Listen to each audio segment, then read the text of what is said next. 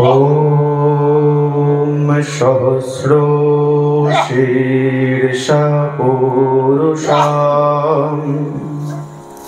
सहस्राक्षं सहस्रपात सभूमिं विश्वतो वृत्वात्यतिष्ठद दशाङ्गुलम्। जय जय श्री राधारमण, जय जय नवलोकिशोर, जय गोपी चित्तचोर प्रभु, जय जय माखन चोर। बोलिए भक्तवत्सल भगवान की, भागवत भगवान की, राधा माधव की, निताई गौर भगवान की। प्रेम से बोलो राधे राधे। हरि बोल। जय श्री राधे राधे राधे। ईश्वर ईश्वर परमेश्वर सच्चिदानंद घन विग्रह, अनादिर आदि सर्वकारणेर कारण, अनंत कोटि ब्रह्मांडेर अधिनायक, नंदनंदन ब्रजेंद्र नंदन भगवान श्री कृष्णेर असीम अनुकम्पाय असीम कृपाय आमरा सकले এই বিশেষ দিনে শুভক্ষণে আমরা সকলে হরিকথা গুরুকথা ভাগবত কথা তথা ভাগবতীয় কথা শুনবার মানুষে উপনীত হয়েছে। প্রথমত সপ্তাহব্যাপী ভাগবত শোনার সৌভাগ্য হয়েছে, আর তাতে আজকে প্রথম দিবস। আর সেই প্রথম দিবসটা কেমন বলছে? প্রথম দিবসটাই হচ্ছে পহেলা বৈশাখ। নববর্ষের সবাইকে আমার আন্তরিক শুভেচ্ছা রইল। আর বলছে, শাস্ত্র বলছে না, আমরা ছোট থেকেই বাচ্চাদের শেখাই কি বলে, শুরু ভালো যার শেষ ভালো তার। আর আমরাও নতুন বছর শুরু করছি কি দিয়ে? এই ভাগবত শ্রবণের মধ্য দিয়ে। বলে আমাদের যে আগামী বর্ষটা, সম্পূর্ণ বর্ষটা যে ভালো যাবে এতে কোনো সন্দেহ নেই। হ্যাঁ, কেন?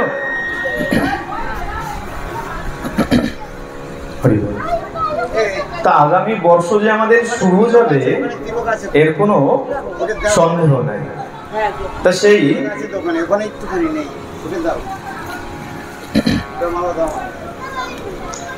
সেই ভাগবত শোনবার মানুষে আমরা উপস্থিত হয়েছি। কোথায় বলে? সাধু সঙ্গে। বলে কেন সাধু সঙ্গের কি প্রয়োজন আছে? বাড়িতে বসে শুনলেও তো হয়। বাড়িতে বসে কোনো সাধু গুরু বৈষ্ণবকে ডেকে যদি আমরা বসে বসে ভাগবত শ্রবণ করি তাতেও তো হয়। বলে দেখো, এই প্রশ্নের উত্তর স্বয়ং ব্রহ্মা দিয়েছেন। কোথায় বলেছেন? পদ্মপুরাণ ব্রহ্মখণ্ডে ব্রহ্মাকে প্রশ্ন করা হয়েছে। ব্রহ্মাকে কি প্রশ্ন করা হলো? কলো নৃণাম ভবেত কেনাম মোক্ষ বৈ কথয়ঞ্চ মে অল্পেনাপি চ পুণ্যানি মর্তাশ্চল্পয়ুষোऽতঃ। ব্রহ্মাকে প্রশ্ন করা হলো যে হে ব্রহ্মা, এই কলিযুগের মানুষের আয়ু কম, আর আয়ু কম হওয়ার দরুন তার পুণ্যও কম। কেন? বলে বিগত যুগে, বিগত এই কলিযুগ ছেড়ে বিগত যত যুগ ছিল, সত্য ত্রেতা দাপর, সেখানে এক একজনের আয়ু ছিল হাজার হাজার লক্ষ লক্ষ বছর। আর এখন আমাদের বছর বয়স কত? গড়ায়ু কত? বলে সর্বসাকুল্যে যদি গোনা হয় তাহলে বলা হয় 60 বছর, তাই তো? আমাদের গড়ায়ু 60 বছর, তাহলে আয়ুও কম।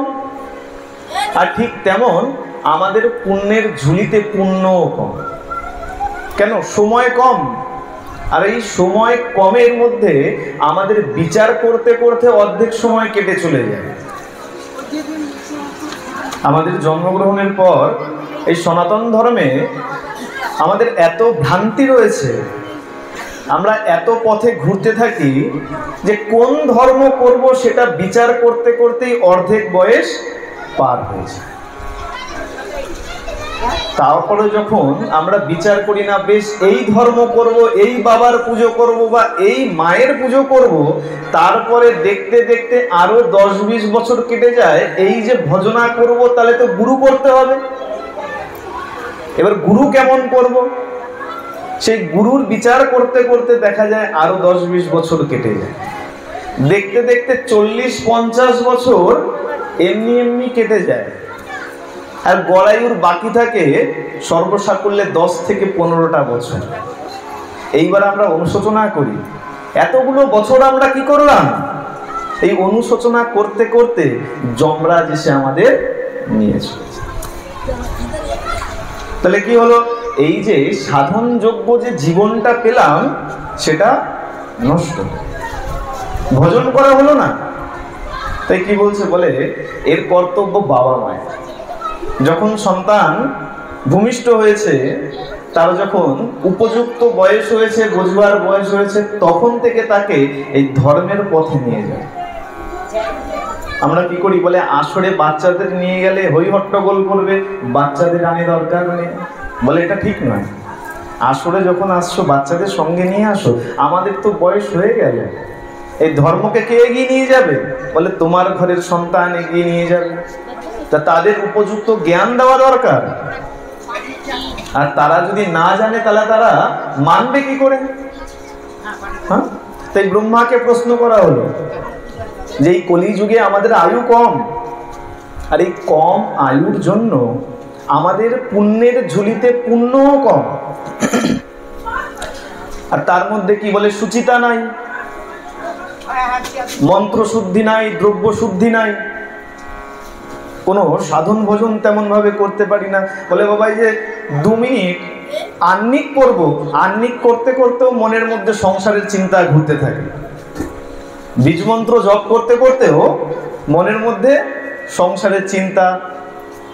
যারা চাকরি করে তাদের চাকরির চিন্তা। বলে 2 মিনিট যে শান্তিতে আহ্নিকটুকু করব, তাও করতে পারি না। তাহলে আমাদের উদ্ধার কি করে হবে? ব্রহ্মা উত্তর দিলেন, কি বলছেন? বলে দেখো এত কিছুর প্রয়োজন নাই। তাহলে কি করতে হবে? সাধু সঙ্গাত ভবেত বিপ্রা শাস্ত্রাণাং শ্রবণম যতঃ হরি ভক্তি ভবেত তস্মাৎ তত জ্ঞানম তত গতি। ব্রহ্মা সহজ পথ বলে দিলেন। কি পথ বললেন?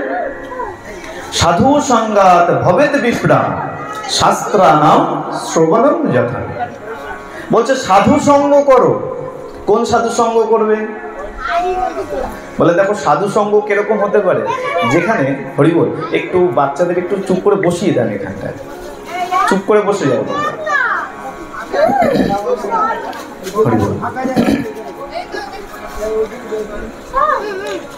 তো ব্রহ্মা কি বললেন?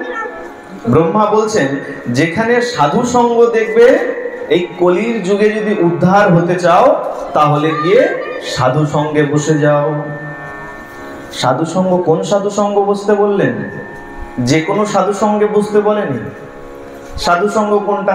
যেখানে ভালো বার্তালাপ হচ্ছে সেটাও সাধু সঙ্গ, কিন্তু সেই সাধু সঙ্গে বসতে বলেনি। তাহলে কোন সাধু সঙ্গে? শাস্ত্রানাম শ্রবণম যতঃ। যেখানে শাস্ত্রের কথা শোনানো হচ্ছে, যে সাধু সঙ্গে গেলে শাস্ত্রের কথা শোনা যায়, সেই সাধু সঙ্গে গিয়ে বসবে। বলে তাতে কি হবে? বলে সাধু সঙ্গে যদি গিয়ে বসো, ভগবানের বিভিন্ন চারিত্রিক বৈশিষ্ট্যের কথা আলোচনা হবে। আর ভগবানের লীলার কথা যখন শুনবে, তখন মনের মধ্যে ভক্তির জাগরণ হবে। আর যখন ভক্তির জাগরণ হবে, তখন কি হবে? এই সাধু সঙ্গে যখন শাস্ত্রের বিভিন্ন নির্দেশ বলা হবে, সেই নির্দেশগুলো পালন করতে ইচ্ছা করবে। মনে যদি ভক্তি না থাকে, তাহলে মালা পড়তে ইচ্ছা করবে না। যাদের গলায় মালা নাই, জিজ্ঞাসা করে দেখুন, তাদের মধ্যে ভক্তিও কম। বলে কি হবে পালন করে? আর যার মধ্যে পুরনো ভক্তি আছে সে ভক্তি ভরে মালা অবশ্যই গ্রহণ করো। বলে দেখো বাবা, মালা ছাড়া যদি তুমি কোনো ভজন পূজন করো সেটা নষ্ট হয়ে যাবে। 56 ভোগ 36 ব্যঞ্জন, বিনা তুলসী প্রভু এক কণা না করে গ্রহণ। আপনি যদি 56 ভোগ 36 ব্যঞ্জন যদি রন্ধন করে ভগবানের সামনে ফেলেও দেন, যে প্রভু তুমি গ্রহণ করো, প্রভু ঘুরেও তাকাবে। তাহলে কি করতে হবে? তার উপরে একটা তুলসী পত্র দিতে হবে। তাহলে 56 ভোগ 36 ব্যঞ্জন যদি একটা তুলসী পত্র বিনা যদি গোবিন্দ গ্রহণ না করে, তাহলে আমাদের এই এত বড় শরীর, সেই শরীর দিয়ে যে সেবা করছি বিনা তুলসীতে, সেই সেবা প্রভু কিভাবে গ্রহণ করতে পারে? তাই আগে তুলসী ধারণ করতে হবে আর তিলক গ্রহণ করতে হবে। এগুলো কোথা থেকে জানবো? ব্রহ্মা বললেন যখন সাধু সঙ্গে যাবে তখন এর মহিমা জানতে পারবে। আর যখন মহিমা জানবে তখন তোমার মধ্যে ভক্তির উদ্রেক হবে। আর সেই ভক্তির মধ্য দিয়ে তুমি যখন এই সব শাস্ত্র কথা পালন করবে তখনই তোমার মুক্তি হয়ে যাবে। প্রেম সে বলো রাধে। বাবাদের গলায় জোর আছে, মায়েদের জোর নেই নাকি? এভাবে নয়, সবাই মিলে একসাথে প্রেম সে বলো। তার মধ্যে অনেকে হাত তুললো, অনেকে হাত তুললো না। বলে আজকে অশোক ষষ্ঠী আছে তো উপবাস হয়তো অনেকে করেছে, শরীর দুর্বল হয়ে গেছে, হাত তুলতে ইচ্ছা করছে। সবাই মিলে দোনো হাত উঁচু করে প্রেম সে বলো। বলে দেখুন, ধ্বনি না পড়লে ঠিক মনে হয় না যে এখানে সাধু সঙ্গ হচ্ছে। আচ্ছা, রাস্তায় যখন কোনো রাজনৈতিক মিটিং চলে আর সেখানে যদি ধ্বনি না পড়ে কেউ বুঝতে পারবে? তাই কি করে মাঝে মাঝে দেখবেন ওরা কি বলে, জিন্দাবাদ জিন্দাবাদ করতে থাকে না? ওদের কি বলে? আমাদের চাহিদা আছে। বলে বাবা কি চাহিদা? আমাদের রাস্তা চাই, ভালো খেলার মাঠ চাই। আমাদেরও তো চাই। কি চাই? বলে কৃষ্ণধন চাই। আর কৃষ্ণধন কে দেবে? রাধারানী ছাড়া কেউ দিতে পারবে না। তাই প্রেম সে বলো। প্রাণ খুলে যে যত জোরে বলবেন আনন্দ তার তত বেশি। আমাকে বলতে হবে না, যে যত জোরে ধ্বনি দেবেন মনে মনে দেখবেন আনন্দ তার তত বেশি লাগে। রাধে রাধে কে বলতে বলেছে? অনেকে এখন মনে মনে বলবে বাবা আমরা তো কৃষ্ণ কৃষ্ণ বলি, দেখলে পরে জয় নিতাই বলি। বাবা আমি বলছি না রাধে রাধে বলতে, তাহলে কে বলছে? সাক্ষাৎ গোবিন্দ বলেছে। কোথায় বলেছে? সাক্ষাৎ গোবিন্দ কিভাবে বললো? একদিন সুখ পাখি, দেখুন রাধারানীর পোষা টিয়া পাখির নাম কি? সুখ পাখি। আমরা শুনেছি না সুখ শাড়ির দ্বন্দ্ব শুনি না? রাধারানীর পোষা টিয়া পাখির নাম হলো সুখ পাখি। রাধারানীর সাথে থাকতে থাকতে থাকতে থাকতে কি হয়েছে? সেও কৃষ্ণময় হয়ে গেছে। দেখবেন চোরের সাথে যদি মেশা হয়, আপনি চোর না হলেও কদিন পরে চোর হয়ে যাবে। আর যদি সাধুর সাথে মেশেন, যদি সাধু নাও হন আপনি, দুদিন পরে সাধু হয়ে যাবেন। ঠিক তেমন সুখ পাখি কি হয়েছে? রাধারানীর সাথে থাকতে থাকতে, রাধারানী তো কৃষ্ণময়, যাহাই দেখে তাহাই কৃষ্ণ, যাহাই বলে তাহাই কৃষ্ণ, যাহাই শোনে তাহাই কৃষ্ণ। আর এই সুখ রাধারানীর সাথে থাকতে থাকতে থাকতে থাকতে কৃষ্ণময় হয়ে গেছে। সব সময় বলে কৃষ্ণ, যা শোনে কৃষ্ণ, যা দেখে কৃষ্ণ। উড়তে উড়তে একদিন গোবিন্দের কাছে চলে গেছে। আর গিয়ে কি বলছেন? কৃষ্ণ কৃষ্ণ কৃষ্ণ কৃষ্ণ। গোবিন্দ বলছে ধ্যাৎ সুখ, তুই কি বারবার কৃষ্ণ কৃষ্ণ কৃষ্ণ কৃষ্ণ বলছিস? কৃষ্ণেতি মা বদ, কৃষ্ণেতি মা বদ। কৃষ্ণ বলিস না সুখ, কৃষ্ণ বলিস না। বলে প্রভু তাহলে কি বলবো? আমি তো কৃষ্ণ কৃষ্ণই শুনে এসেছি। গোবিন্দ স্বয়ং গোবিন্দ বলছে কি? বলে কৃষ্ণ ছাড়। তাহলে কি বলবো প্রভু? রাধেতি বদ, রাধেতি বদ, রাধা বলো, রাধা বলো, প্রেম সে বলো। তাহলে আমরা বলিনি, স্বয়ং গোবিন্দ বলেছে রাধা বলো। বলে কেন? বলে গোবিন্দ যদি রাধা নাম শোনে তাহলে বেশি খুশি হয়। এক বাবার কাছে গিয়ে যদি বাবার নামে প্রশংসা করেন, সেই বাবা যত না খুশি হবে, তার ছেলের নামে যদি প্রশংসা করেন, আপনার ছেলের এত সুন্দর গুণ, খুব ভালো ছেলে, দেখবেন সেই বাবা তার থেকে বেশি খুশি হয়। আর রাধারানীর যদি গুণগান কীর্তন হয়, গোবিন্দ আরো বেশি খুশি হয়। আপনি যদি একবার রাধে বলেন, গোবিন্দ মনে করবে রাধেকে নিয়ে চলে গেল, পেছন পেছন দৌড়াতে শুরু করবে। তাই সবসময় রাধা বলবো। আর যদি কারোর মনে সংশয় থাকে যে না আমি রাধা কেন বলবো, আমরা তো জয় নিতেই বলো, কোনো অসুবিধা নেই। জয় গৌর বলবো, কোনো অসুবিধা নেই। শাস্ত্রে কোথাও বলা নাই যে গৌর বললে ক্ষতি আছে। সেই তো মিলিত তনু, রাধা গোবিন্দের মিলিত তনু। তাহলে শাস্ত্র কথা যেখানে আস্বাদন হবে সেই সাধু সঙ্গে গিয়ে বসতে বলা হচ্ছে। আর সেখানে বসে কি বলা হচ্ছে বলে, ভাগবত শ্রবণ করো। সুতমুনিকে প্রশ্ন করা হয়েছিল, শ্রেয়সাম যদ ভবে শ্রেয়ম পাবনানম চ পাবনম কৃষ্ণ প্রাপ্তি করং শাশ্বত সাধনম তদ বদাধুনম। বলছে দেখুন, আমাদের যে কোনো কথা শোনাবেন না। তাহলে কোন কথা শোনাবো? শ্রেষ্ঠের মধ্যেও শ্রেষ্ঠ। শ্রেয়সাম যদ ভবে শ্রেয়ম, শ্রেষ্ঠের মধ্যেও যেটা শ্রেষ্ঠ, ভালোর মধ্যেও যেটা ভালো। শুধু ভালো কথা আমরা শুনতে আসি না, ভালোর মধ্যেও যে ভালো কথা। আর যে কথা শুনলে এই ভালোর মধ্যেও ভালো কথা শুনলাম কিন্তু তার মধ্যে কৃষ্ণ নাই, তাহলে হবে।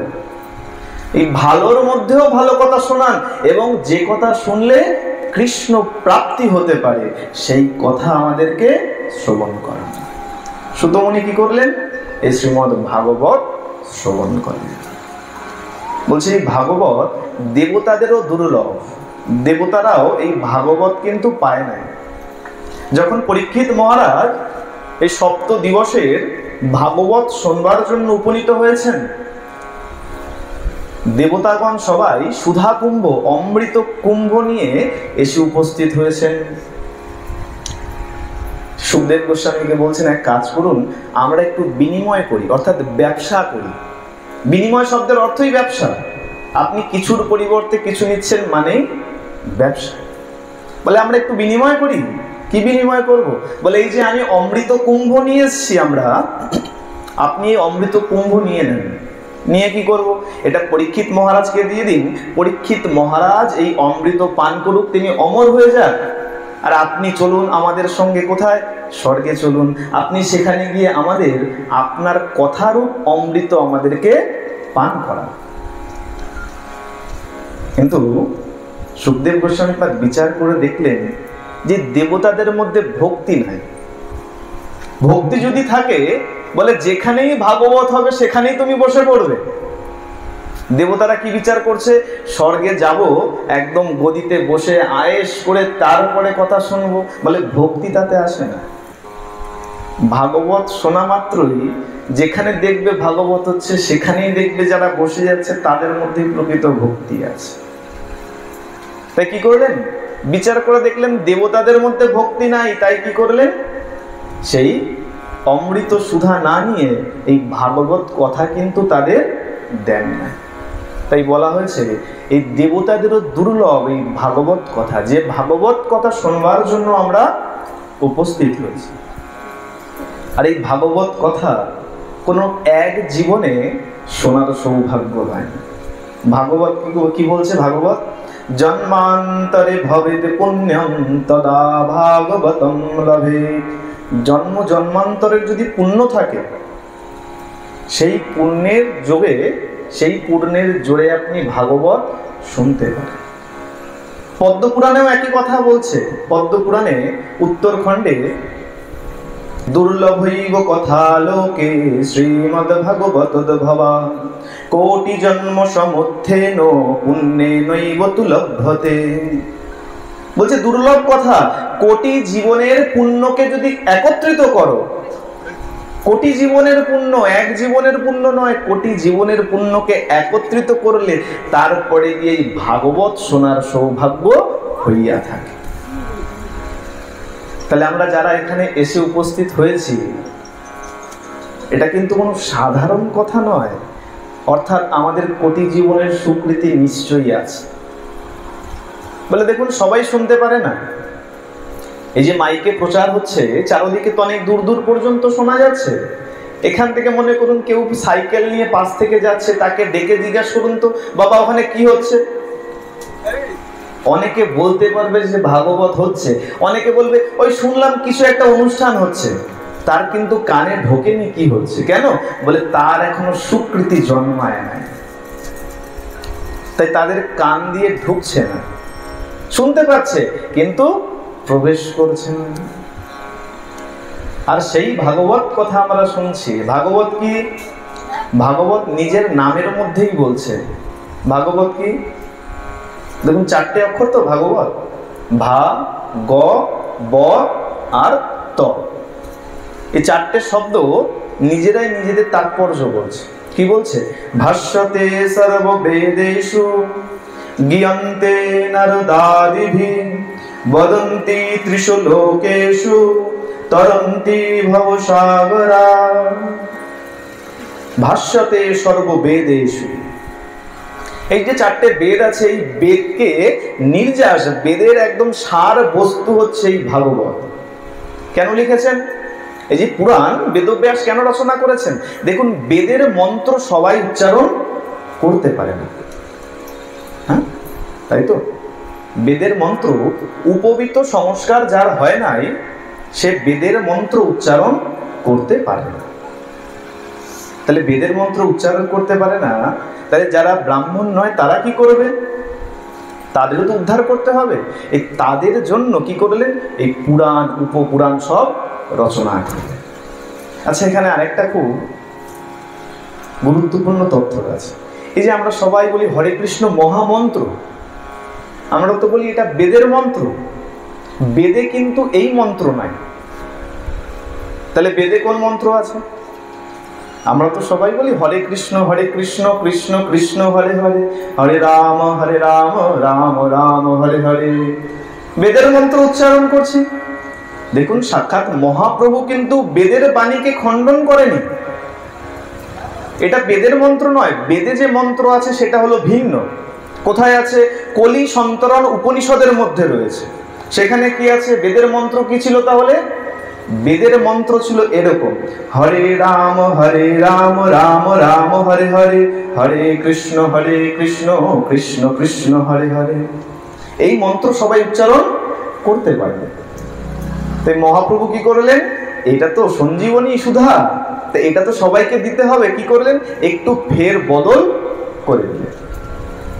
যদি কারো সংশয় থাকে, বাড়িতে যদি কারোর থাকে কলি সন্তরণ উপনিষদ, গিয়ে খুলে দেখবেন এটা বেদের মন্ত্র, আর এটাতে রামচন্দ্রকে আগে বসানো আছে। আর মহাপ্রভু বিচার করে দেখলেন এ তো বেদের মন্ত্র, বেদের বাক্যকে তো অবহেলা করা যাবে না, তাই বেদকে মান্যতা করে কি করলেন? কৃষ্ণকে আগে বসিয়ে দিলেন, রামকে পরে দিয়ে দিলেন, আর মন্ত্র যেমন তেমনই রয়ে গেল। যে ক্ষমতা সে ক্ষমতাই রয়ে গেল।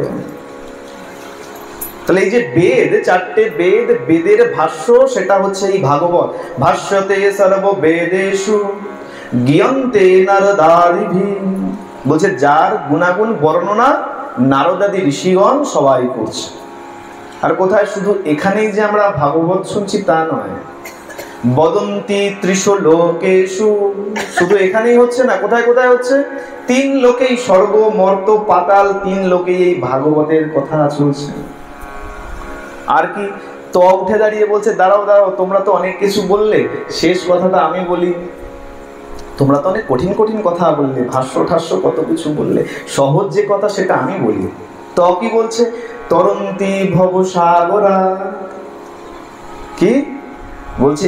এমন এক নৌকা, এই ভাগবত এমন এক নৌকা, এই ভাগবত রূপী নৌকায় যে উঠে যাবে, এই ভবসাগর তার পার হয়ে যাবে। প্রেম সে বলো। তাহলে ভাগবত এমন এক নৌকায় ভবসাগরকে পার করে দেওয়া, এর থেকে ভালো আর কিছু নাই। সেই ভাগবত শ্রবণ করতে আমরা উপস্থিত হয়েছি। আর ভাগবত কোন মাস? এটা বৈশাখ মাস।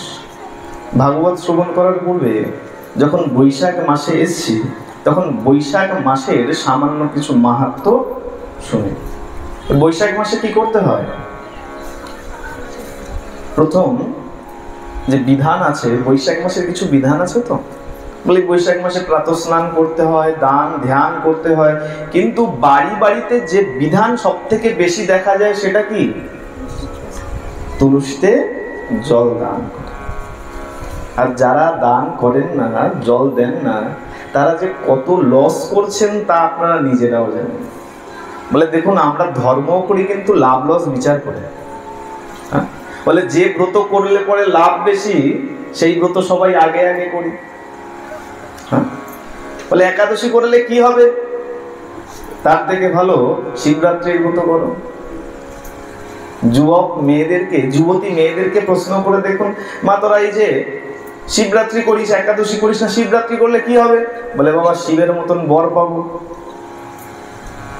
একবার বিচার করে দেখুন, যদি সত্য সত্য যদি শিবের মতন বর এদের হয়ে যায়, তাহলে এরা কি তাদেরকে নিয়ে বাজারে যাবে? ঢুকবে শপিং মলে? যে শিবের মতন বর হয়ে গেল, কখনো দিগম্বরী, কখনো বাহম্বরী, কখনো বাবার পরনে কিছু নাই, আবার কখনো বাকছাল করে ঘুরে বেড়াচ্ছে। আর যদি সেরকম বর হয়ে যায়, আর যারা বলছে আমরা শিবরাত্রি করে বাবার মতন বর চাইছি, তারা কি এদেরকে নিয়ে বাজারে যাবে? তাহলে আমরা কি বিচার করি? বলে লাভ ক্ষতির বিচার করি। তা চিন্তা করুন, এই যে জল দান, এর এক বিশাল মাহাত্ম্য আছে। কেমন মাহাত্ম্য? বলছে দেখো, এক ব্যবসায়ী ছিল, সংক্ষেপে বলবো, হ্যাঁ, এক ব্যবসায়ী ছিল। সে ব্যবসায়ী কোনো ধর্মকর্ম করে না। আর তার যে পত্নী ছিল, সে ছিল সহধর্মিণী, পতিব্রতা, ধর্মনিষ্ঠ। সে কোথাও থেকে শুনেছে, কোনো সাধু সঙ্গ থেকে, যে বৈশাখ মাসে কিন্তু নিয়ম করে ঝরা দেওয়া দরকার, আর প্রত্যহ প্রাতঃ স্নান করে এই ঝড়ায় জল দিতে হয়। এখন সে স্বামীকে বলছেন, স্বামী, আমি এক সাধু সঙ্গে শুনে এসেছি যে বৈশাখ মাস খুব শুভ, আপনি অন্য যে বছর যাই করেন না কেন, অন্তত এই বৈশাখ মাসে প্রাতঃ সময় একটু জল দান করুন। এখন তার যে স্বামী ছিল, সে ছিল প্রচন্ড কৃপণ। বলে রাখো তোমার এই ধর্মকর্ম, আমার এদিকে এই 99 টাকা হয়েছে, আর 1 টাকা যে কোথা থেকে হবে, 100 টাকা পূরণ করব, তাই আমি চিন্তা করে পারছি না। তুমি বলছো কিনা জল দান করো, তোমার ধর্ম তুমি করো, আমি সব ধর্ম করতে পারি। আর এই যে পত্নী, ইনি হলেন সহধর্মিণী। যে স্বামীকে ধর্মের পথে চালনা করতে সাহায্য করেন, তিনি হলেন সহধর্মিণী। সেই পত্নী হলেন সহধর্মিণী। আর যারা ধর্মের পথে চালনা করেন না, তারা পত্নী নয়, তারা হলেন পেত্নী। যারা ধর্মের পথকে অনুসরণ করেন না, তারা কেউ পত্নী নয়, তারা সবাই পেত্নী। বলে কেন? বলে ধর্মের পথ তো ভূত আর পেত্নীরাই তো আগে আগে ছাড়ে। ধর্ম দেখলে তারাই আগে থেকে দূরে চলে যায়। তাহলে ইনি হলেন সহধর্মিণী। তিনি কি করলেন? বলছে বেশ, স্বামী যখন ধর্মকর্ম করতে চায় না, শাস্ত্রে তো বলা আছে হরিনাম কান থেকে প্রবেশ যদি করে তাহলেও উদ্ধার হয়ে যায়। তা বেশ, এক কাজ করব, আমি প্রাতঃ সময় স্নান করে, ব্রহ্ম মুহূর্তে স্নান করে, আমি এখন ওই স্বামীর কানের কাছে বসে বসে ওই সকালবেলা একটু হরিনাম করব। কখন? ওই ব্রহ্ম মুহূর্তে। যেমন ভাবা তেমন কাজ। পরের দিন যখন প্রভাত হয়েছে, প্রভাত হতেই তিনি এখন সেই সহধর্মিণী কি করেছেন? স্নান করে, ব্রহ্ম মুহূর্তে স্নান করে, এখন সেই করতাল হাতে নিয়ে স্বামীর কানের কাছে খাটের একদম সামনে বসে পড়েছে। বসে পড়ে কীর্তন করছেন, হরে কৃষ্ণ হরে কৃষ্ণ, করতাল বাজাচ্ছেন আর কীর্তন করছেন। এখন স্বামী বেচারা তো আর ঘুমাতে পারছেন। চিন্তা করে দেখুন, যদি 4টের সময় আপনার কানের কাছে বসে কেউ করতাল বাজায় আর যদি কীর্তন করে, আর যে ধর্ম করে না যে ব্যক্তি, তাহলে তার কি অবস্থা হবে? বেচারা স্বামী এখন বালিশ নিয়ে একবার ওদিকে ঘুরে, একবার এদিকে ঘুরে। বলে তুমি কি আর সময় পেলে না, আর কি জায়গা পেলে না? এত সুন্দর ঠাকুর ঘর বানিয়ে দিয়েছি, আর তুমি থেকে থেকে কিনা আমার কানের কাছে বসে বসে করতাল বাজাচ্ছ আর কীর্তন করছো। যাও কি ঠাকুর ঘরে যাও। কি কোথা থেকে যে আমি বিয়ে করলাম। এখন যখন একটু রাগারাগি করেছেন, সেই পতিব্রতার নারী কি করেছেন? ঠাকুর ঘরে চলে গেছে। আবার পরের দিন হয়েছে, পরের দিন আবার ওই কানের কাছে বসে বসে করতাল বাজাচ্ছে আর কীর্তন করছে। স্বামী বেচারা আজকে দেখছে যে যাক, এবার যদি বেশি রাগারাগি করি তাহলে আবার তো রান্না বান্না বন্ধ করে দেবে, খাওয়া দাওয়া চলবে না। যাক, যখন এই সকালবেলা যখন এইসব শুরু করেছে, আর এই তো বৈশাখ মাস চলছে, এখন হাটেও অনেক ভিড়, যাক সকাল সকাল স্নান করে চলে যাই। কেন? হাটে দোকান আছে, ব্যবসায়ী, যে দুপুরবেলা আসতে পারি কিনা ভিড়ভাট্টায়, যখন সকালবেলা যখন ঘুমাতেই পারছি না আর, তা যাক এখন স্নান করে একবারে হাটে চলে যাই। যেমন ভাবা তেমন কাজ। কি করেছেন? ওই সকালবেলা দেখুন ব্রহ্ম মুহূর্ত, ভক্তি নাই, না জেনেও কি করলো, বউয়ের জেদাজেদিতে ওই ব্রহ্ম মুহূর্তে স্নান করে নিল। আর রাত করে চলে গেছে তো গামছা সঙ্গে নেয় নাই, গিয়ে ডুব দিয়েছে পুকুরে, পুকুরে ডুব দিয়ে দেখছে গামছা তো আনি নাই। ডাক দিয়েছে, হ্যাঁ গো গিন্নি একটু তাড়াতাড়ি গামছা দিয়ে যাও। বউ বলছে গামছা দেবো, আগে একবার হরে কৃষ্ণ বলো, একবার কৃষ্ণ বলো, গামছা দেবো। বলে আরে কি জ্বালা, তুমি গামছা তো তাড়াতাড়ি দাও, আমার যেতে দেরি হয়ে যাবে। বলে না আগে কৃষ্ণ বলো, কৃষ্ণ যদি না বলো গামছাও দেবো না। বলে তো তোমার কৃষ্ণ থাকলো, তোমার কৃষ্ণ, আমি গিয়ে নিয়ে আসছি। সোজা ঘরে চলে গেছে, সোজা ঘরে চলে গেছে, গিয়ে কি করেছে, হাতের কাছে গামছা পায় নাই, নতুন যে গামছা পেয়েছে নতুন গামছাটা নিয়ে পুকুরে চলে গেছে। এখন বউ বিচার করছে নতুন গামছা নিয়ে গেছে, দিয়ে তো মুছতে পারবে না, মারযোগ করা আছে তো, সেটা তো ব্যবহার করতে পারবে না। তাড়াতাড়ি পুরনো গামছা নিয়ে পিছে পিছে দৌড়েছে। বলে এই নাও, এই না পুরনো গামছা নাও, তুমি নতুন গামছা আমাকে দিয়ে দাও, ওটা তুমি ব্যবহার করতে পারবে না। স্বামী কি করেছে, এই নতুন গামছাটা জলে ধুয়ে দড়িতে মেরে দিয়েছে। আর এই পতিব্রতা নারী কি করেছিল, সকালবেলা স্নান করে উঠে বৃন্দাজির টব ঘরের মধ্যে নিয়ে তাকে পরিক্রমা করে ওই টবটা নিয়ে বাইরে রেখেছে। কোথায় রেখেছে? ওই যে নতুন গামছাটা যেখানে মেলা ছিল, ওই ব্যবসায়ী যেখানে মেলেছিল তার নিচেই তুলসীর টবটা রেখেছে। আর ওই গামছা থেকে ফোঁটা ফোঁটা করে তুলসী গাছে জল পড়ছে। ভুল করে বাড়িতে কেউ এরকম করবেন না। কেমন গামছা ছিল? নতুন গামছা, ব্যবহার করেনি এখনো কিন্তু ব্যবহার করেনি। সকালবেলা সেই স্নান করে সেই ব্যবসায়ী কি করলেন, বেরিয়ে গেলেন কাজে। আর এমন সংযোগ, দেখতে দেখতে বাড়ি ফেরার পথে, বৈশাখ মাস তো, কাল বৈশাখী শুরু হয়েছে। আর এমন কাল বৈশাখী শুরু হয়েছে, এক মস্ত গাছের ডাল ভেঙে ওই ব্যবসায়ীরই মাথায় পড়েছে।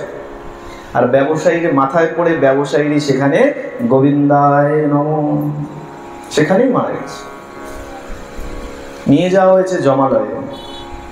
যমরাজ বলছে বিচার করো চিত্রগুপ্ত, এর কি পাপ কি পুণ্য আছে। বিচার করে বলছে প্রভু এর তো কোনো পুণ্য নাই, পাপ আর পাপ। ভালো করে দেখো প্রভু, সবই পাপ, শেষে একটা বিন্দু মাত্র পুণ্য আছে। কি পুণ্য? বলে মরার আগে এই বৈশাখ মাসে বৃন্দাজিকে জলদান করেছিল। যেই শুনেছে তাড়াতাড়ি, এখন যমরাজ উঠে দাঁড়িয়েছে, তাড়াতাড়ি আয় তাড়াতাড়ি আয়, সব যমদূতদেরকে ডাকছে। মহারাজ কি হলো, কি ভুল করলাম, তাড়াতাড়ি আয়।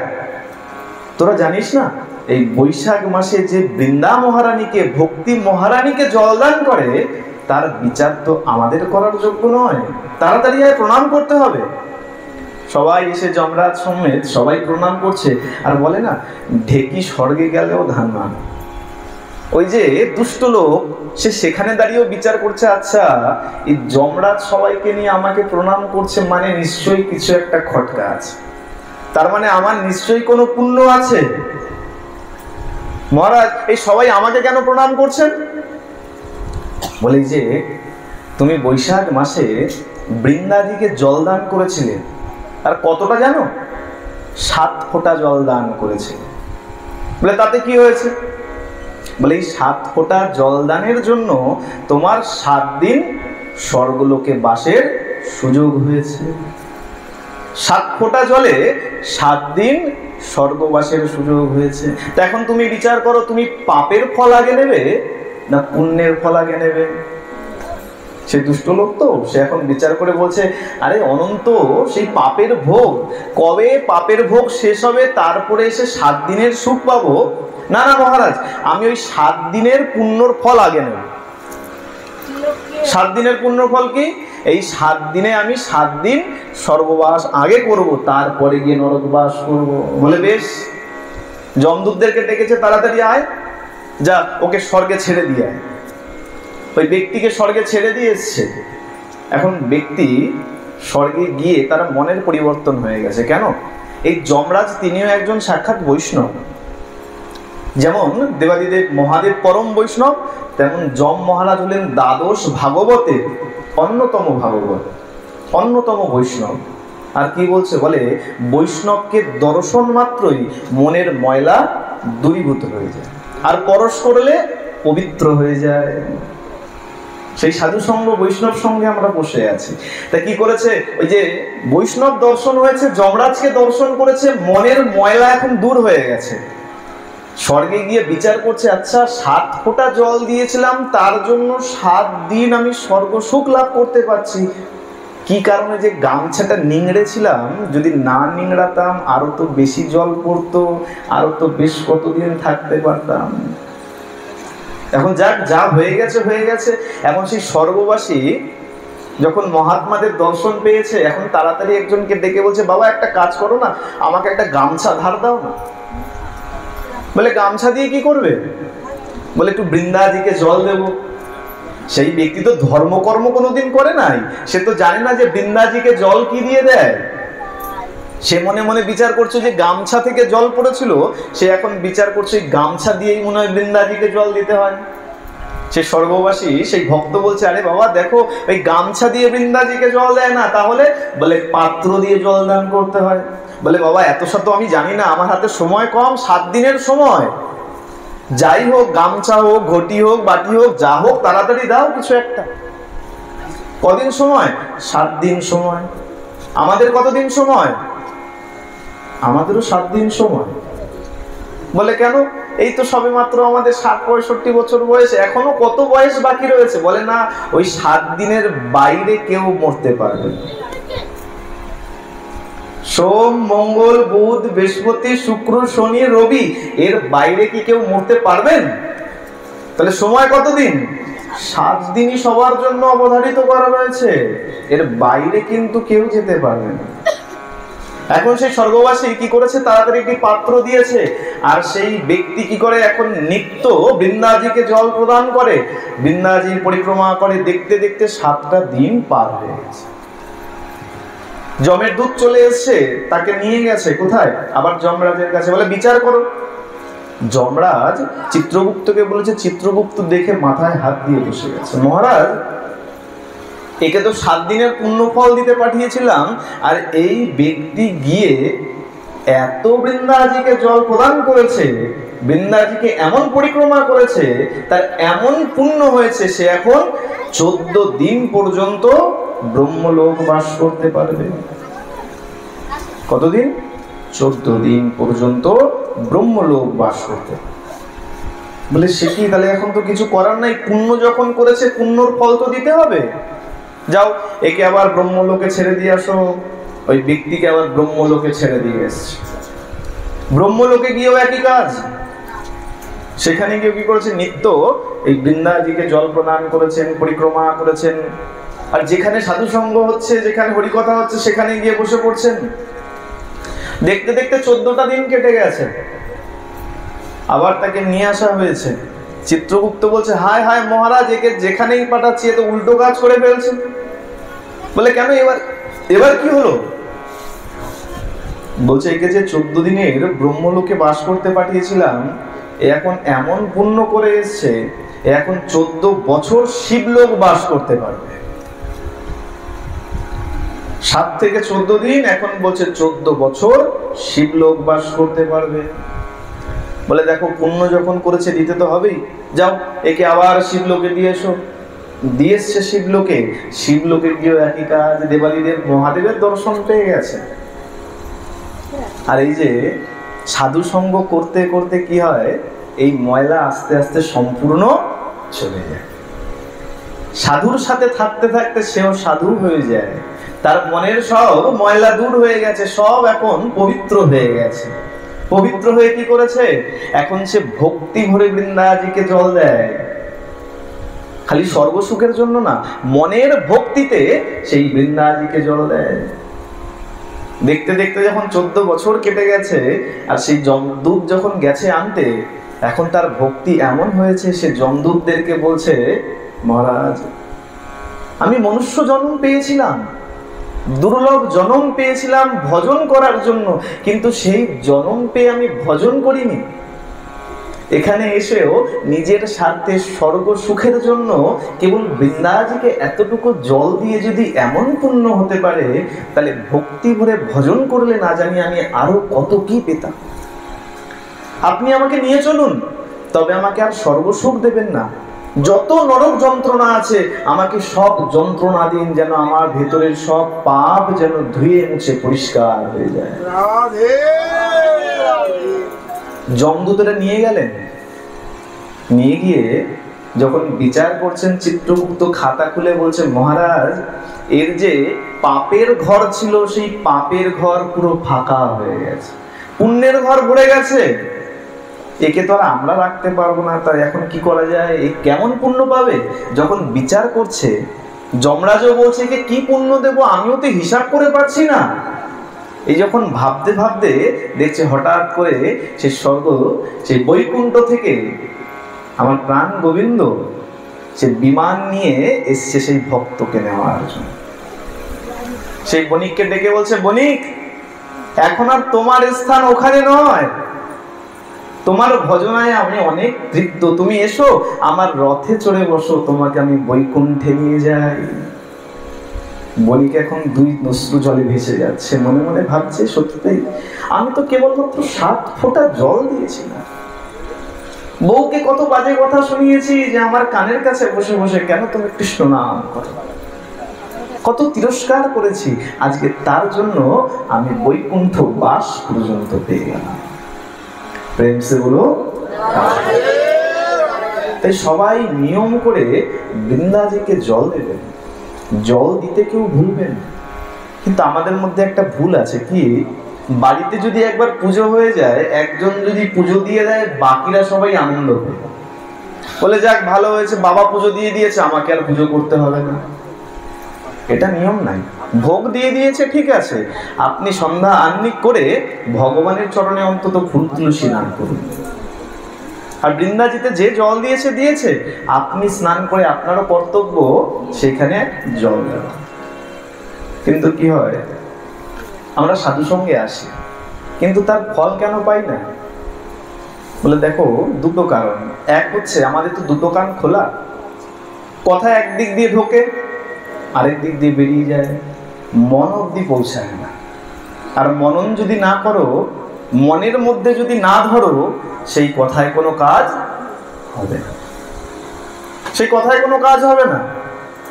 তাহলে কোন কথা মনে থাকে? বলে বউয়ের কথা মনে থাকে, তাই তো? বলে কেন? বলে বউ তো যা বলে রাত্রেবেলা বলে। বলে রাত্রেবেলা বলে তাতে কি আছে, আমরা তো রাত্রেবেলায় কথা শুনছি। বলে না বাবা, বউ তো এভাবে বলে না। বউ কিভাবে বলে? বলে বউ যখন বলে তখন বালিশে তো একটা দিক চাপা থাকে, শুয়ে শুয়ে কথা বলি তো একটা দিক চাপা থাকে, তা কথা এক কান দিয়ে ঢোকে ওই কান দিয়ে তো বেরোয় না, তাই বউয়ের কথা মনে থাকে। কিন্তু আসরে যখন আসি, পাঠের কথা যখন হয়, তখন তো এক কান দিয়ে ঢোকে আরেক কান দিয়ে বেরিয়ে যায়, তাই মন অবধি যায় না, তাই মনেও থাকে। এরকম করলে কোনো কাজ নাই। একদিন কেন, সপ্তাহ কেন, এরকম হাজারো সপ্তাহ যদি শুনে নেন, তাতেও ভাগবতের কোনো ফল পাবেন না। বলে সে কি, ভাগবত শুনলে তো শুনেছি শুনলেই পুণ্য।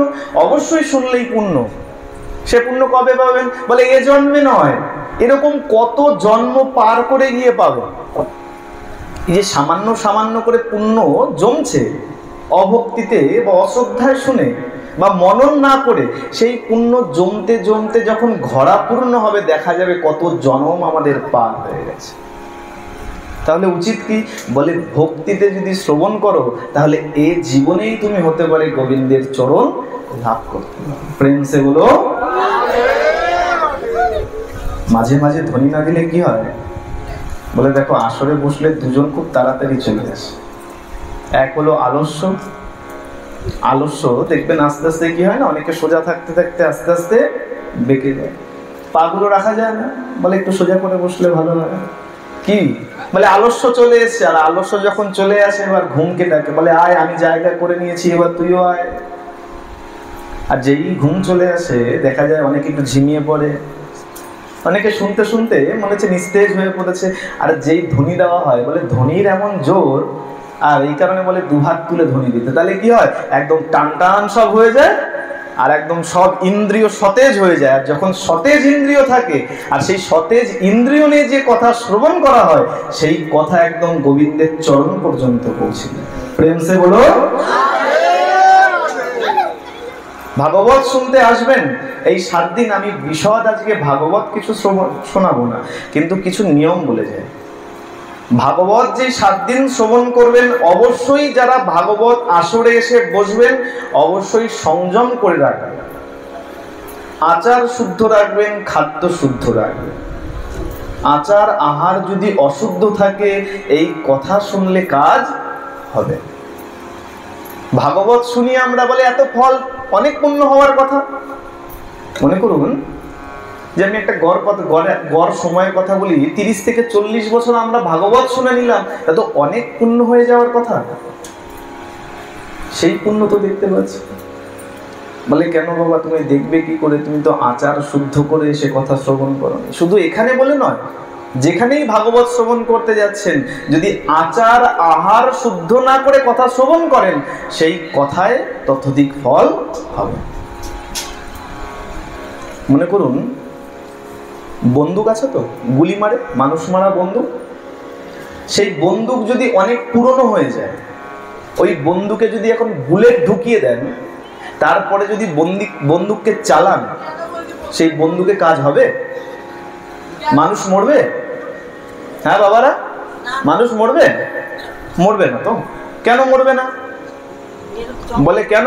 বলে ওই যে বন্দুকের নলটা, ওই নলটা জং পড়ে গেছে, ওটাকে পরিষ্কার করা হয়নি।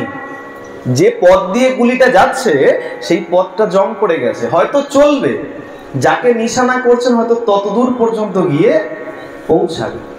তার জন্য কি করতে হয়? বলে বন্দুককে নিত্য পরিচর্যা করতে হয়, পরিষ্কার করতে হয়।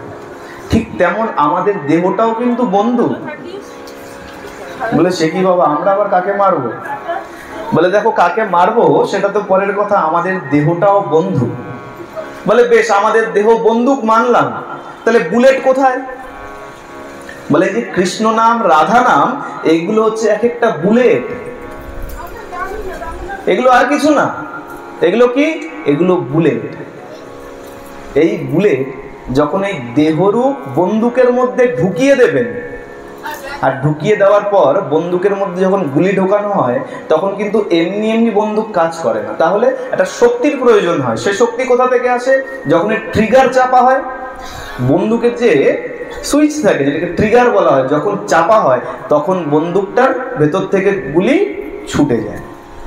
ঠিক তেমন এই কৃষ্ণ নাম, রাধা নাম, হরি নাম, গৌর নাম, নিতাই নাম, এই যে বিভিন্ন বুলেট যখন এই দেহরূপ বন্দুকের মধ্যে ঢুকিয়ে দেবেন, আর সেই গুলিকে যখন ভক্তিরূপ শক্তি দিয়ে চালনা করবেন, ভক্তির জোর দিয়ে যখন সেটা চালনা করবেন, তখন গিয়ে সেই বুলেট গোবিন্দের চরণে গিয়ে অর্পিত হবে। তাহলে বন্দুককেও সতেজ রাখতে হবে। কিভাবে? এই যদি অনাচার অনাহার করেন, এই বন্দুকের মধ্যেও জং পড়তে থাকে। আর সেই বন্দুকের মধ্যে যদি গুলি ভরে দেন, গোবিন্দের চরণ পর্যন্ত পৌঁছাবে। তাই আমরা এত ভাগবত শুনছি, কিন্তু তার কোনো ফল পাচ্ছি।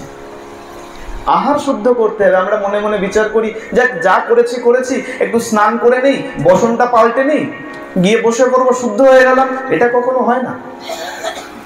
কোনো জীবকে হত্যা করে পেটের মধ্যে রেখে দিয়ে আপনি মনে মনে বিচার করছেন আমরা শুদ্ধ হয়ে গেলাম, এটা কোনোদিন সম্ভব নয়। স্নান করলেই মানুষ পবিত্র হয় না। স্নান করলেই মানুষ পবিত্র হয় না। শৌচ বলে না, শৌচ, শৌচ কি? অন্তর বাহিরের শুদ্ধতাকে বলা হয় শৌচ। শৌচ শব্দের অর্থ কিন্তু কেবল বাহিরের শুদ্ধতা নয়, অন্তরের শুদ্ধতা আগে দরকার। সেই অন্তরের শুদ্ধতা নিয়ে যদি ভাগবত শ্রবণ করেন, তৎপশ্চাৎ গিয়ে ভাগবতের ফল লাভ হতে পারে। আর ভাগবত শুনলে কি হতে পারে? বলে দেখো, ভাগবত শুনলে বলে জ্যান্ত মানুষ তো জ্যান্ত মানুষ। নারদ প্রশ্ন করেছেন সনকাদি ঋষিকে, বলছে মহারাজ এই ভাগবত শুনলে কেমন পুণ্য হতে পারে, আর কার কার পুণ্য হয়েছে? বলে দেখো, জীবন্ত ব্যক্তি তো জীবন্ত ব্যক্তি, মৃত ব্যক্তির পর্যন্ত উদ্ধার হয়ে যায়। যে বেঁচে আছে সে শুনলে তো উদ্ধার হবেই, এতে কোনো সংশয় নাই। কিন্তু যে মারা গেছে তার পর্যন্ত উদ্ধার হয়ে যায়। বলে তার কি কোনো প্রমাণ আছে? বলে অবশ্যই প্রমাণ আছে। এই ভাগবতে আজকে তো প্রথম দিবস, এই সেই ভাগবতের সূত্রপাতেই একদম প্রথমেই সেই ভাগবতের মহিমা কীর্তন করা হয়েছে, ভাগবতের মাহাত্ম্য বর্ণন করা হয়েছে। এই ভাগবতে কি আছে? বলছে দ্বাদশ স্কন্ধ, 12টা অধ্যায় আছে, 12টা স্কন্ধ আছে, আর তার মধ্যে 335খানা অধ্যায় আছে। আর সেই 335টা অধ্যায়ের মধ্যে 18,000 শ্লোক রয়েছে। এই যে দ্বাদশ স্কন্ধ, 335 অধ্যায় আর 18,000 শ্লোক শুনলে তার কি ফল, সেই যে মহিমা, সেই মহিমা পদ্মপুরাণ থেকে তোলা হয়েছে 6টি অধ্যায়। সেইখানে সেই মহিমাতে ভাগবতের মহিমা কীর্তন করছে। সেখানে বলছে যে আত্মদেব নামে এক ব্যক্তি, এক ব্রাহ্মণ ছিলেন। তুঙ্গভদ্রা নদীর তীরে আত্মদেব বলে এক ব্যক্তি বসবাস করতেন। আর তার যে পত্নী, তার নাম হচ্ছে ধুন্ধুলি। তাদের ধন সম্পত্তির অভাব কিছু নাই। অভাব কি? অভাব একটাই, পুত্র সন্তান নাই। আজকে তো ভাগবতের সূত্রপাত, তাই আজকে মহিমা শোনা অবশ্যই করত। বলে মহিমা না জানলে তার প্রতি তত লালসা জন্মাবে। তা বলছে কি, সেই ব্রাহ্মণী আর ব্রাহ্মণের ধন সম্পত্তির অভাব নাই। অভাব কিসে? বলছে অভাব কোনো পুত্র সন্তান নাই। অনেক কিছু করেছেন, যাগ যজ্ঞ দান ধ্যান সব করেছেন, করার পরেও যখন পুত্র সন্তান কিছু হচ্ছে না, মনের দুঃখে সেই ব্রাহ্মণ আত্মদেব কি করেছেন? বনে চলে গেছেন।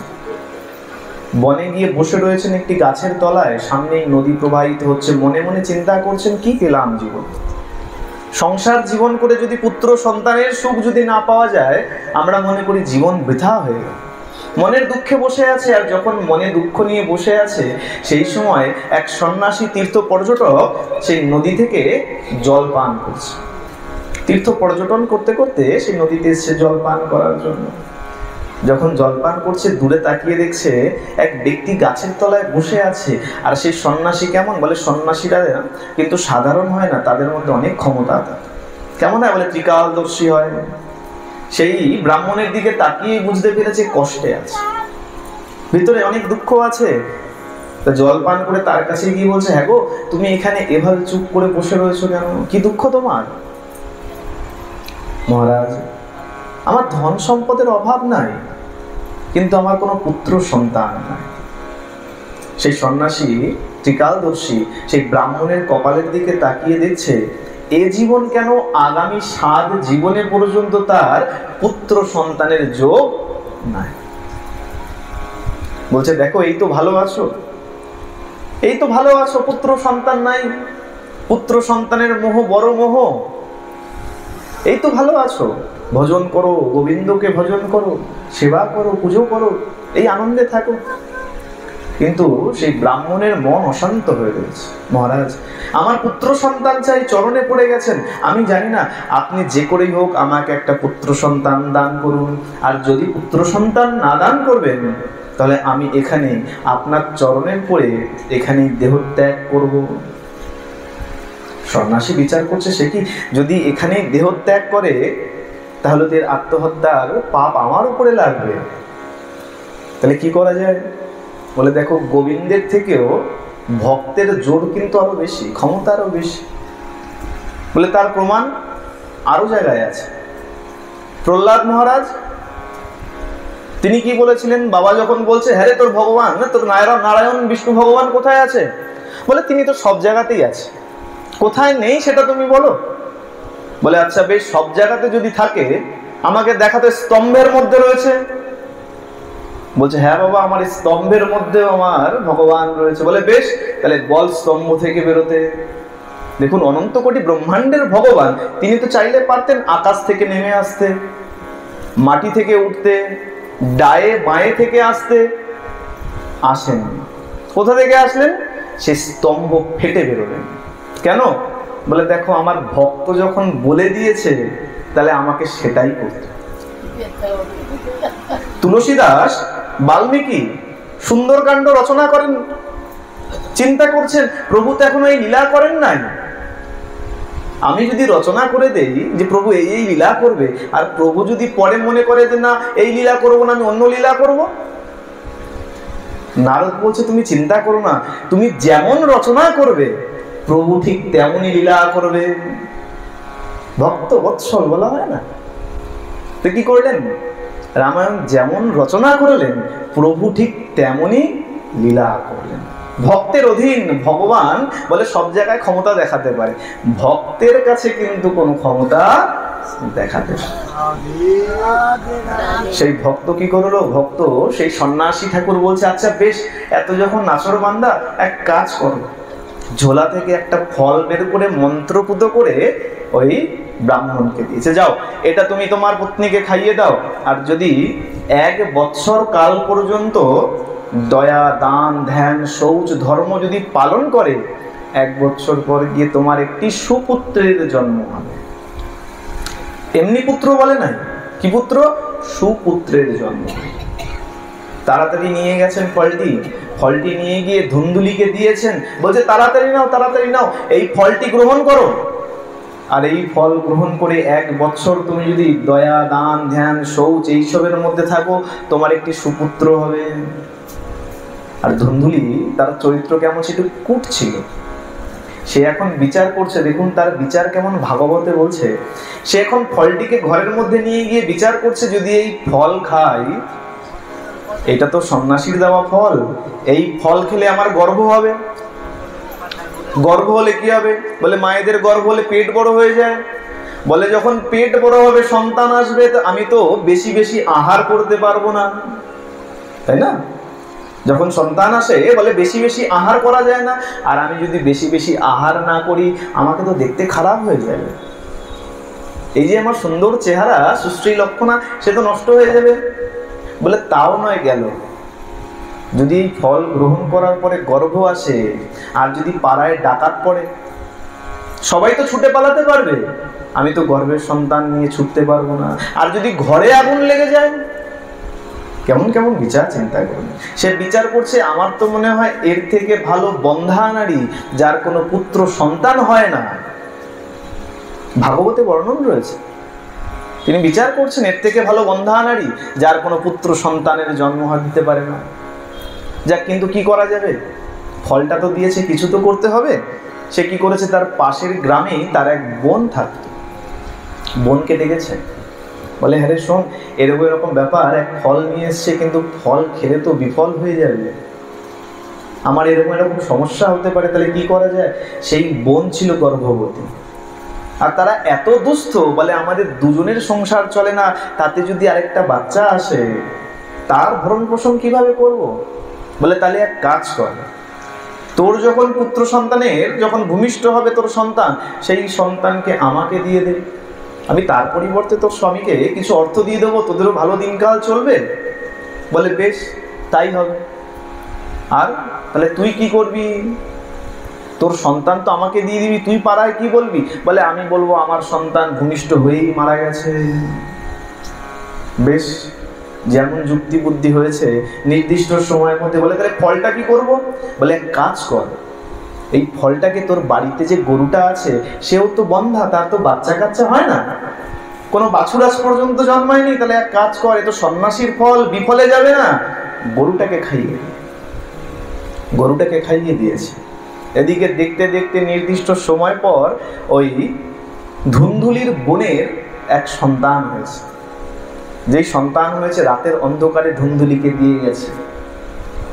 দিয়ে তো গেছে, বিচার করছে যে দিয়ে তো আসলাম, কিন্তু এ তো আমার সন্তান, দিদির তো সন্তান নয়, তাহলে স্তনদুগ্ধ কি করে পান করাবে? এখন বিচার করে তার স্বামীকে ডাক দিয়েছে, তাড়াতাড়ি আসুন, আমার সন্তান হয়েছে। এখন আত্মদেব তো এখন এত আনন্দ হয়েছে, যার ঘরে সন্তান ছিল না তার ঘরে সন্তান প্রসব হয়েছে, আনন্দে এখন সে তাড়াতাড়ি ছুটে এসছে।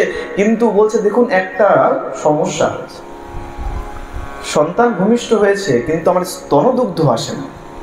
তাহলে বলে দেখুন আমার বোনের যে সন্তান ছিল সে হয়ে মারা গেছে, তাহলে এক কাজ করি, আমার বোনকে আমার বাড়িতে কিছুদিন রাখি, তার স্তনদুগ্ধ পান করে আমার সন্তান বড় হবে। বলে বেশ, সেই সন্তানকে সেই বোনকে বাড়িতে রেখে দিয়েছে, তার স্তনদুগ্ধ পান করতে করতে বড় হচ্ছে বাচ্চা। জাতকরণ নামকরণ করা হয়েছে, মায়ের নামের সাথে মিলিয়ে নামকরণ করা হয়েছে। মায়ের নাম ধুন্ধুলি, ছেলের নাম রাখা হলো ধুন্ধুকারী। দেখতে দেখতে 3 মাস পার হয়ে গেছে, আর 3 মাস যেই গেছে অমনি সেই বাড়ির গরুর পেট থেকে এক অদ্ভুত দিব্য কান্তিযুক্ত এক সন্তানের জন্ম হয়েছে। কেমন সন্তান? বলে দেখতে মানুষের মতন, কিন্তু কান দুটো গরুর মতন। যেহেতু গরুর মতন দেখতে কান, তাই আত্মদেব তার নাম দিলেন গোকর্ণ। গোকর্ণের জন্ম হলো। 2 সন্তানকে এখন গুরুকুলে পাঠিয়েছেন। বলে গাভী মায়ের সন্তান যখন আমারই বাড়ির গাভী মা, আমারই সন্তান। 2 পুত্রকে এখন নিজ পুত্র জ্ঞানে গুরুকুলে পাঠিয়েছেন। নিজের পুত্র যাকে ধুন্ধুকারী নাম দিয়েছে, সে এখন আর কোনো ধর্ম আচরণ কিছু করে না, কোনো শিক্ষা দীক্ষা তার নাই। ডাকাতি, চুরি, রাহাজানি, যত বাজে কাজ সব করে বেড়ায়। আর গোকর্ণ এখানে কি করেছে? গোকর্ণ সব রকম ধর্মশাস্ত্র সব শিক্ষা করেছে। আর দেখতে দেখতে এবার কি হয়েছে? অত্যাচার শুরু হয়েছে। ধুন্ধুকারী এখন পিতার উপরে অত্যাচার করে, পিতার সহ্য করতে পারেনি। গোকর্ণ বলছেন, পিতা এই সংসারে থেকে কি হবে? আপনি এক কাজ করুন, বনে চলে যান, বনে গিয়ে ধর্মকর্ম করুন। যখন সেই বৈরাগ্য জ্ঞান উপদেশ দিয়েছে, সেই গোকর্ণের কথা শুনে আত্মদেব বনে চলে গেছে। সেখানেই বনবাস করতে করতে নির্দিষ্ট সময় পর মারা গেছে। এদিকে ধুন্ধুকারী মায়ের উপর অত্যাচার শুরু করেছে। কেন? বাবার সম্পত্তিতে যতক্ষণ মা আছে ততক্ষণ তো আমি ভোগ করতে পারবো না। যে সন্তানের জন্য এত কিছু, সেই সন্তান এখন কি করেছে? রোজ রাত্রেবেলা এসে মাকে জ্বলন্ত কাঠ দিয়ে পেটায়, প্রহার করতে থাকে। মার সহ্য করতে পারলেন না, একদিন রাতের অন্ধকারে কুয়োতে ঝাঁপ দিয়ে আত্মহত্যা করে। গোকর্ণ বিচার করছে, যেখানে অধর্ম রয়েছে সেখানে আমি থেকে কি করি? গোকর্ণ তীর্থ পর্যটনে বেরিয়ে গেছেন। ধুন্ধুকারী এখন সমস্ত সম্পত্তি একা পেয়ে গেছে। বাড়িতে 5 জন বেশ্যা নিয়ে এসে রেখেছেন।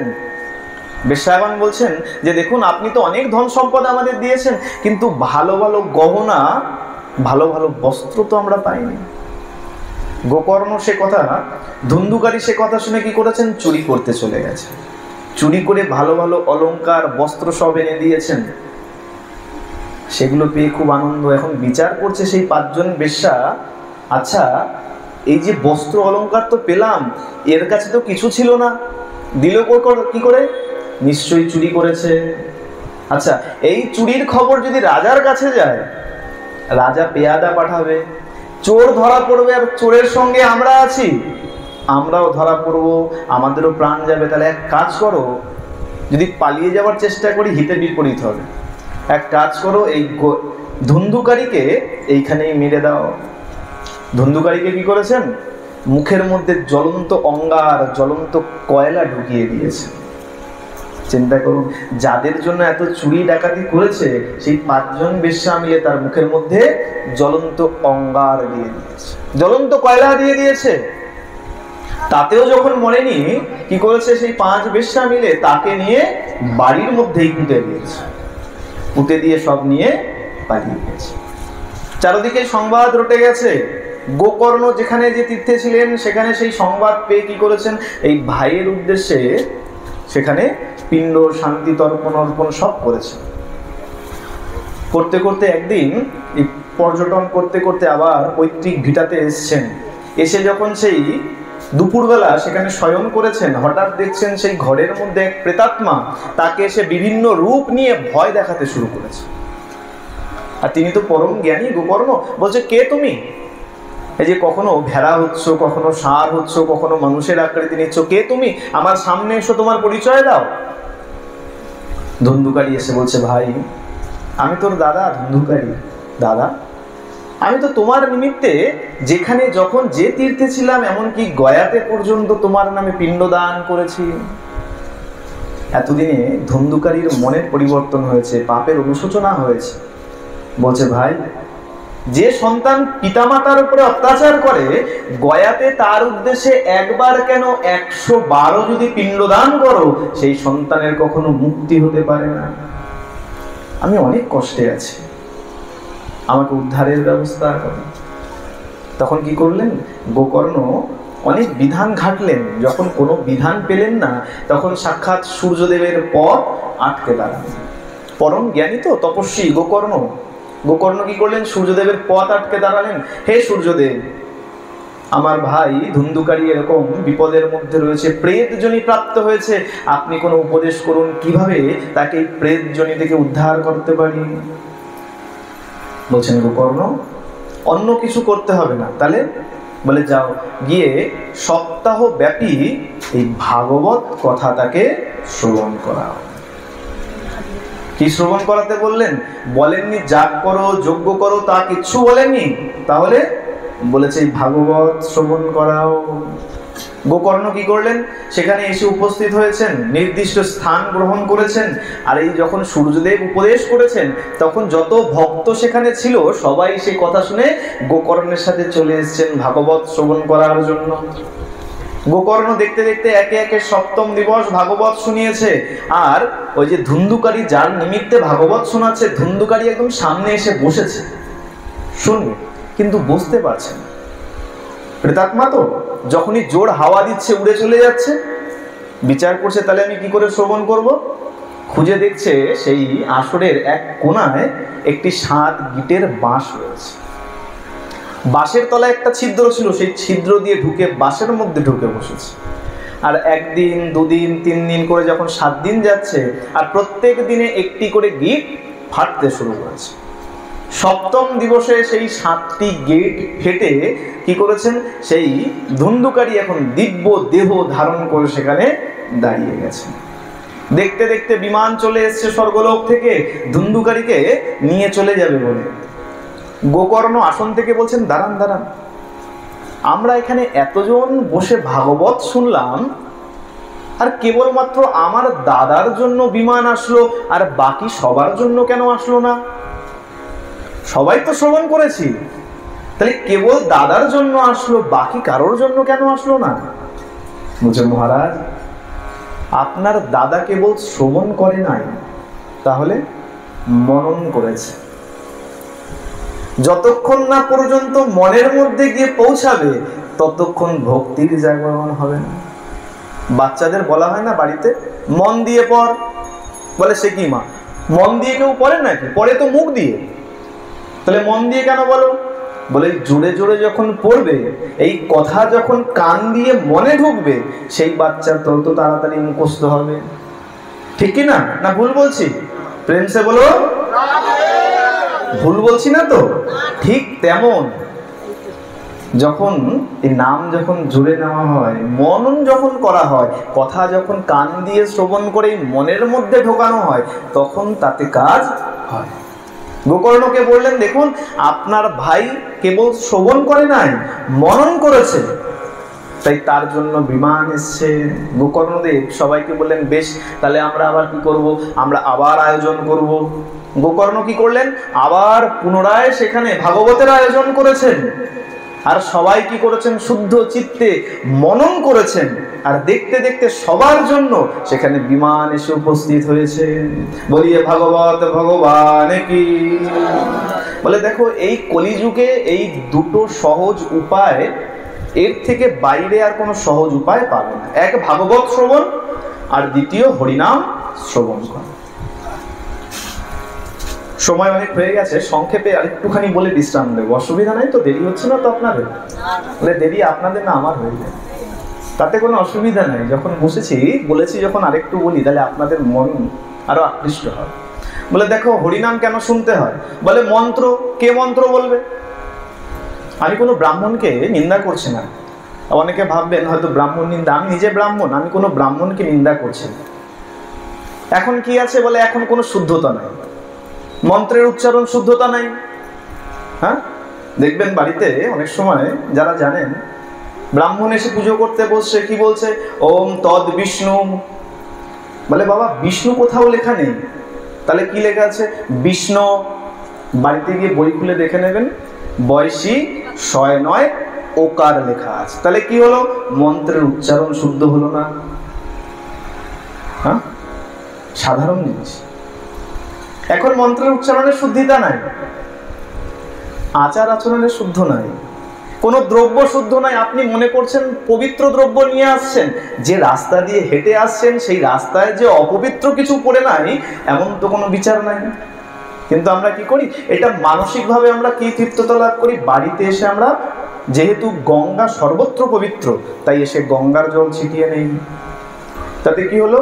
যেন দ্রব্যের শুদ্ধতা হলো। কিন্তু এর বাইরে যদি কেউ বলেন আমি একদম শুদ্ধ দ্রব্য দিয়ে পুজো করছি, সেটা কখনো সম্ভবই নয়। যেখানে পুজো করছেন, যেখানে যাগ যজ্ঞ করছেন, যে বাড়িতে বসে, সেই বাড়িতে আজ থেকে সহস্র বছর আগে সেখানে যে কোনো জীবের কোনো কঙ্কাল পোতা নাই, তার কোনো নিশ্চয়তা আছে? তাহলে স্থান শুদ্ধ নাই, স্থান শুদ্ধ নাই। এ কারণে কি করলেন? কলিজীবকে উদ্ধার করার জন্য চৈতন্য ভগবান তিনি সেই হরিনাম দিয়ে গেলেন। বলে নাম নিতে কোনো অসুবিধা নাই, যেখানে যে অবস্থায় যেভাবে নাম নাও তাতে মুক্তি হয়ে যাবে। আর মন্ত্র যদি শুদ্ধ না হয়, উল্টো ফল হয়ে যাবে। কেমন? বলে দেখো, এক পণ্ডিতের পত্নীর খুব রোগ হয়েছে, এমন রোগ হয়েছে, অনেক উপায় করেছে, তার বউকে কিন্তু বাঁচাতে পারছে। এমন রোগ, সে ছুটতে ছুটতে এক পণ্ডিতের কাছে গেছে।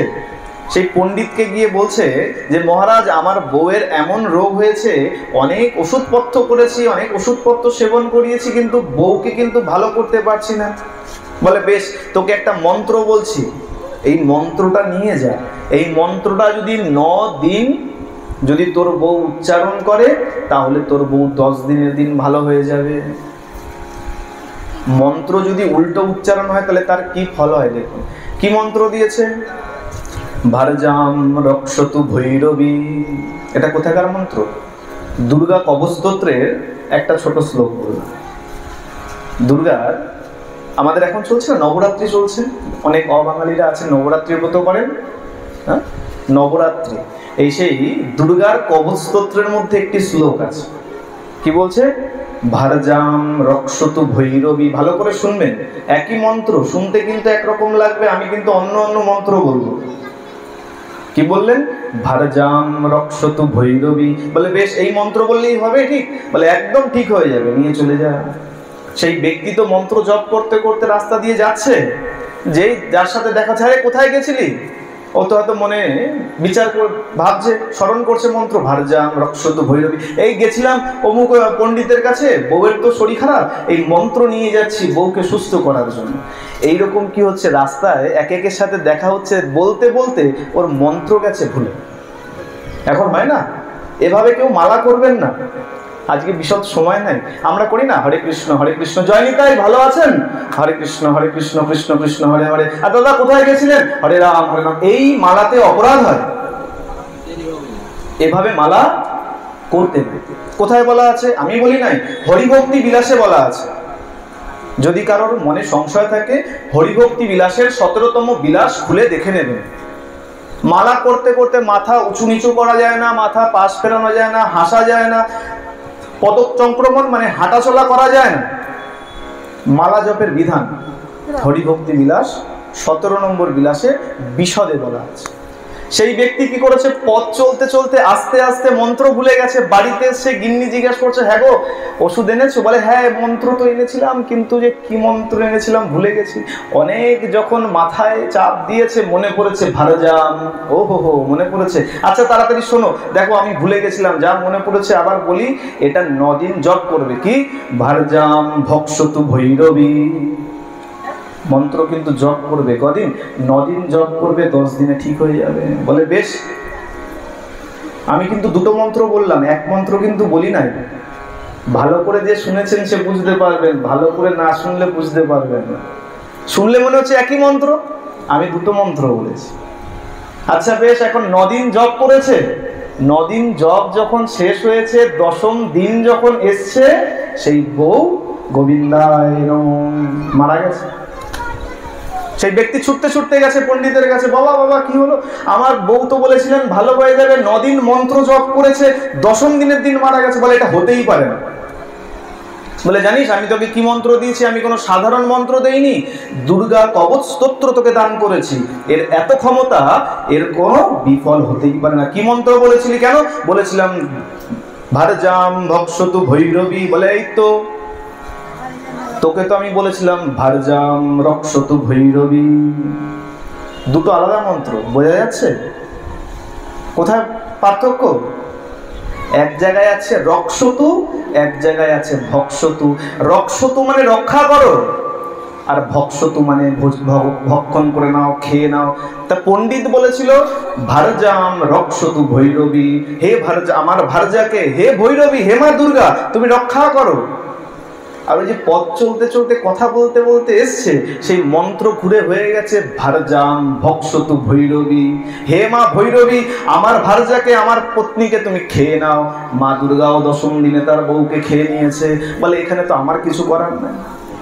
মন্ত্র ভুল বলেছো, ফল ভুল পেয়েছো। বলেছিলাম ভারজাম রক্ষতু ভৈরবী, তুমি বলেছো ভারজাম ভক্ষতু ভৈরবী। মা দুর্গাও তোমার বউকে খেয়ে নিয়েছে। এই ভুল আমরাও করি। কখন করি? এই সবাই যখন ঠেলাগুতো করতে করতে 8মীর দিন মা দুর্গার অঞ্জলি দিতে দাঁড়াই, ব্রাহ্মণ ঠাকুর তো তিনি বই দেখে বলে যাচ্ছেন। অনেকে আছেন ভালো করে বুঝতেও পারছেন না, উচ্চারণও করতে পারছেন না, কি কোনো শ্লোক বাদ চলে যাচ্ছে, কোনো অক্ষর বাদ চলে যাচ্ছে। আমরা মনে করলাম অঞ্জলি দিয়ে দিলাম।